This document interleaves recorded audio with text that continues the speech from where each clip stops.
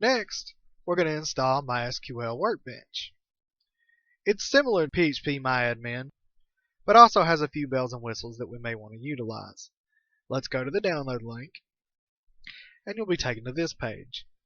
Now, if you read carefully, you'll see that there are actually a couple of other things that need to be installed in order for MySQL Workbench to work. One of those is Visual C++, and the other is Microsoft.NET. I already have .NET, and you may too, but we're going to need to install this one. If you need both, the installation is the same. So let's click here. It'll take you to this page and ask to select the language. Next, it'll ask you whether you have a 64-bit computer or 32.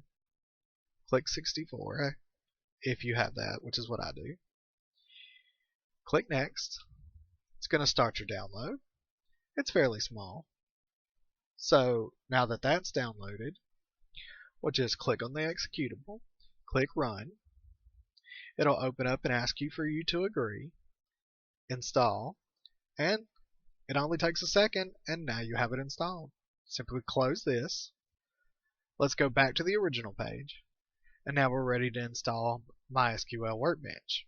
It uses something called the MySQL installer, so we're going to go ahead and download that from its download page.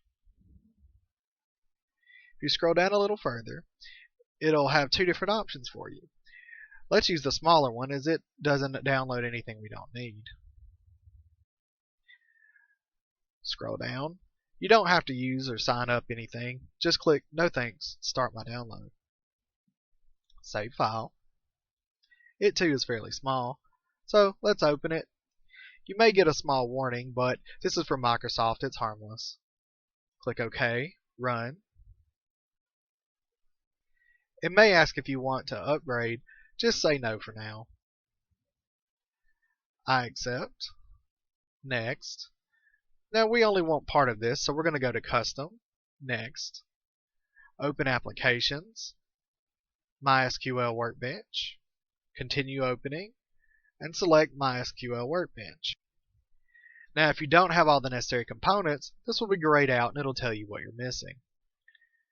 Just click over here once you're done, and click Next.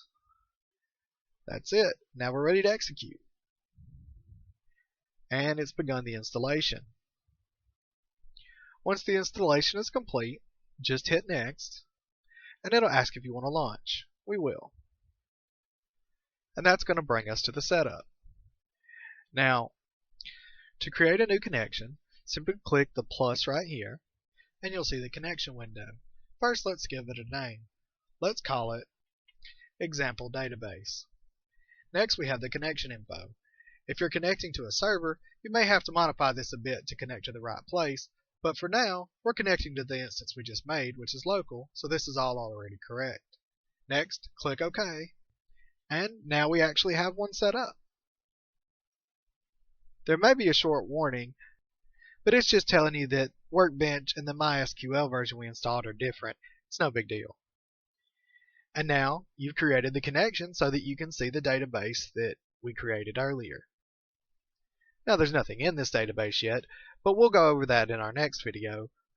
For now, let's just talk about the differences in installation if you're not on a Windows machine.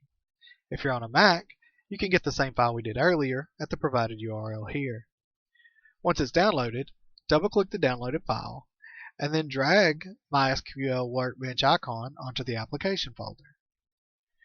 Once that's done, you can now launch the MySQL Workbench from the Applications folder, or from the command line. If you want to do it from the command line, the command is below. If you're on Linux, then you can get the download from Workbench by selecting your system from the Selected Operations System menu, but you can also get it automatically. All you have to do is type sudo apt-get update, hit enter. Quite a few things may load depending on what updates you need. Once that's done, type sudo apt-get MySQL Workbench, and it should install it for you. That's it. Now that we have all the tools installed, next time we'll go over how to create databases, tables, and columns. This has been brought to you by CreativeOnlineSchool.com.